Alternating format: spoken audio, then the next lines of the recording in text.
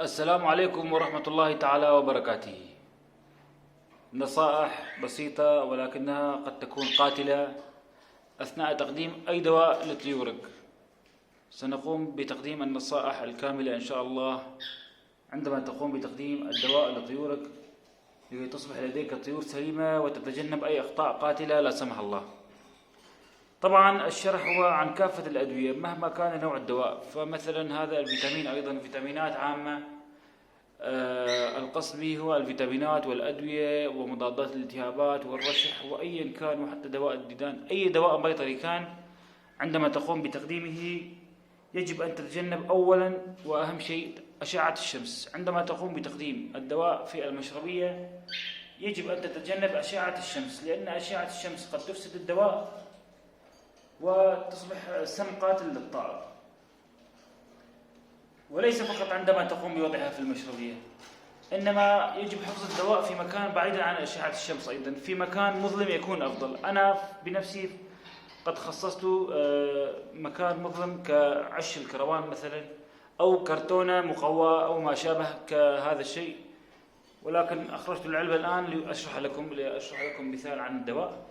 لذلك يجب أن تتجنب أشعة الشمس من كافة النواحي عند التقديم وأثناء عدم التقديم. أيضا هنالك بعض الأشخاص والمربين الذين لا يعرفون هذا الشيء يقومون بتقديم الدواء للطيور في المشربية ويقومون بتشميس الطائر في فصل الشتاء مثلا، ولكن هذا الشيء لا يجوز.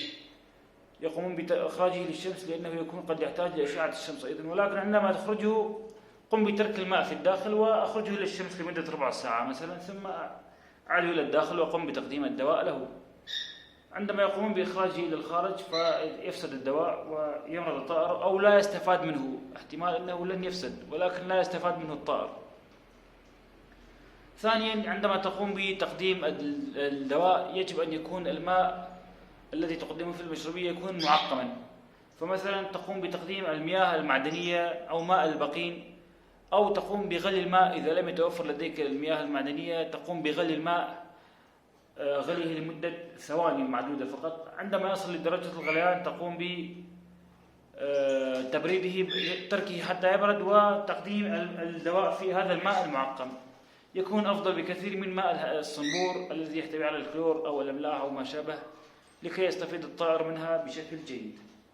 وأيضا هنالك أمر هام هو تغيير الماء كل 24 ساعة عندما يكون فيه دواء. أي دواء كان، حتى لو كان مكتوب على العلبة اتركه ل 48 ساعة، فهذا الشيء غير صحيح. أي دواء تقوم بتقديمه للطير تقوم بتغييره كل 24 ساعة من ساعة تقديمه.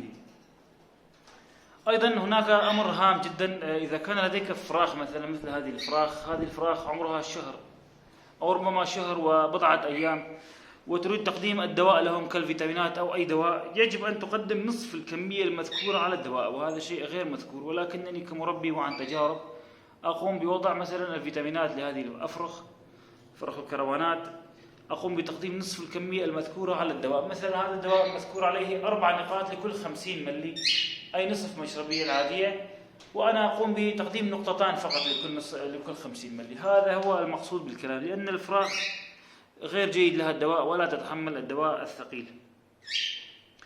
أيضا كما ذكرنا حفظ الدواء في مكان مظلم. وهنالك أمر هام جدا يفعلونه المربين، أرجو أن لا يفعلوه، لذلك أنا أقوم بالتكلم قليلا عن الأمراض في قناتي.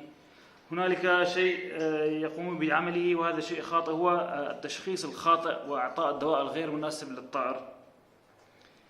هنالك بعض البرازات تدل على الأمراض المعينة، وهنالك بعض الحركات المعينة والبرازات والتنفس، وسنتطرق إلى هذه المواضيع بشكل مفصل ولكن لاحقا في الفترات القادمة إن شاء الله، لأن هذا الموضوع موضوع طويل ويحتاج إلى حلقات سنقوم بتقديمه إن شاء الله. ولكن يجب أن تحذروا من التشخيص الخاطئ، مثلا الطائر يكون مصاب بالإسهال أو الرشح أو التحسس أو ما شابه. لا نستطيع ذكر الأمثلة لأن الموضوع طويل جدا، ولكن يجب أن تشخص طائرك من قبل دكتور بيطري أو مختص أو مربي خبير جدا ومجرب لهذا الشيء. ولا تشخص الطائر إلا إذا قمت بتصوير بطنه، البطن هذا تحت ما بين القدمين والمخرج أيضا، والبراز، لون البراز أعزكم الله. يجب تشخيص كل هذه الأمور وحركة الطائر وتنفسه حتى يستطيع الطبيب أو المربي الخبير تشخيص لك المرض المناسب له لإعطاء الدواء المناسب له. طبعا أيضا هنالك نصيحة صغيرة، نحاول أن نتجنب الأدوية بقدر الإمكان، الأدوية للطيور. مثلا إذا أصيب الطائر بإسهال، هذا الطائر البغبغاء إذا أصيب بالإسهال مثلا، لا نقوم بتقديم، إذا أصيب بإسهال خفيف مثلا أو كان في بداية مرضه وأنت قمت بالكشف عنه، طبعا هنالك فيديو منفصل سأضع لكم رابطه في أسفل الفيديو، كيف تعرف أن طائرك مريض. هنالك علامات على أن تعرف أن طائرك مريض. لذلك إذا عرفت أن طائرك مريض وكشفته وكان في بداية مرضه، ابدأ بعلاج طبيعي. إذا كان المرض في بدايته والأعراض خفيفة، ابدأ في العلاج الطبيعي. فمثلا الإسهال يمكننا تقديم ماء الأرز أو الثوم والليمون أو ما شابه. والرشح أيضا يمكنك تقديم فيتامين سي مهما كان برتقال أو ليمون. وكثير من الأمراض يمكنك علاجها طبيعيا قبل أن تبدأ بالكيماوي. حاول قدر الإمكان أن تتجنب الأدوية الكيماوية للطيور. وهذه الفيتامينات أيضا تعتبر صناعية وكيماوية شبه طبيعية. إذا قمت بتقديم كافة الخضروات والفواكه لطيورك والبيض المسلوق وكافة البذور المنوعة، تحاول أن تتجنب هذه الفيتامينات نفسها أيضا، لأنها مواد صحيح أنها تعوض الطائر عن طبيعة، ولكن الطبيعة لا يوجد لها بديل 100%. ولكن أنا أقوم بتقديم هذه كل شهر مثلا، لأنني لا يمكنني تقديم وتعويض طائري 100% ما يحصل عليه في الطبيعة. لذلك أقوم أحيانا بتقديم هذه. طبعا هناك أمر هام أيضا، إذا قمت بمعالجة طائرك طبيعيا مثلا وتطورت حالة طائرك لا سمح الله، يجب أن لا تتركه أن تتطور الحالة بدون عناية. فمثلا إذا الطائر أصبحت وضعه ومرضه ثقيلا، يجب تشخيص العلاج مباشرة وأخذه إلى دكتور بيطري ليشخص لك العلاج. طبعا سنتطرق إلى هذه المواضيع كما ذكرنا، وسنقوم بتنزيل جروب على الفيسبوك لتشخيص أمراض الطيور وإيجاد الحل والعلاج المناسب لها إن شاء الله. طبعا هناك أمر هام جدا وهو تنظيف القفص. طبعا هذه الأقفاص متسخة كما ترون، ولكنني قمت بوضع أرضية عازل، ولكن هذا أقوم بتنظيفه لأن الأرضية كل يومين أقوم بتنظيف الأقفاص وبخ الحشرات. أقوم ببخ بخاخ الوقاية من الحشرات، وأقوم بالتنظيف الدوري كل يومين أو 3 أيام، وإذا كان كل يوم يكون ذلك أفضل. وهذه الأقفاص كما ترون هي تحتوي على أرضيات عازلة.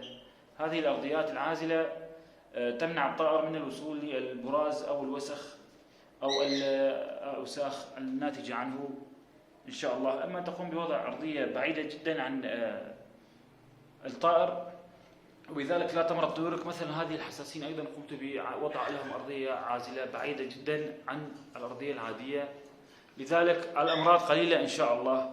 فيجب أما أن تنظف بشكل دوري يومي أو يومين أو 3، وأما أن تضع أرضية عازلة وتقوم بالتنظيف كل أسبوع أو كل 5 أيام إذا لم يكن لديك وقت. ولكن يجب أن لا تطيل عملية التنظيف عن هذه الأرضيات العازلة، لأن قد تتجمع فيها الحشرات والبكتيريا وغيرها. وهنالك ملاحظة هامة بالنسبة للتنظيف. إذا كان الطائر مريض، يجب أن تقوم بتنظيف قفصك يوميا وتنظيف البراز والمخلفات يوميا حتى يشفى الطائر. هذه النصائح أثناء العلاج، وعنوان الفيديو هو نصائح أثناء علاج الطيور وأثناء تعرضها للمرض أو للعلاج. طبعا أخيرا وليس أخيرا، يمكنك ترك التعليقات، ولكن أخيرا يجب أن تعزل الطائر عن باقي الطيور، والأفضل وضعه في غرفة أخرى إذا كان مرضه ثقيلا أو ما شابه. ولكن الأفضل مثلا هذا الطائر المرض لا سمح الله، هذا الفيشر، نقوم بوضعه في غرفة أخرى أو عزله عن باقي الطيور. طبعا هو الآن متعب من الحر، سأقوم بتقديم الحمام لهم الآن. إذا كان طائرك مريض، في النصيحة الأخيرة يجب أن تعزله عن باقي الطيور، والأفضل عزله في غرفة أخرى حتى ينتهي من العلاج. وإلى هنا نكون قد انتهينا من نصائح الأدوية، وأرجو أن أكون لست مقصرا معكم في تقديم هذه النصائح لتقديم الأدوية، ولتبقى طيوركم سليمة ولتجنب الأخطاء القاتلة إن شاء الله. وأي سؤال أو استفسار يمكنكم تركه في التعليقات ونقوم بالإجابة عن الكل إن شاء الله، ولا نترك ولا أحد ولا نجيب عليه إن شاء الله. والسلام عليكم ورحمة الله تعالى وبركاته.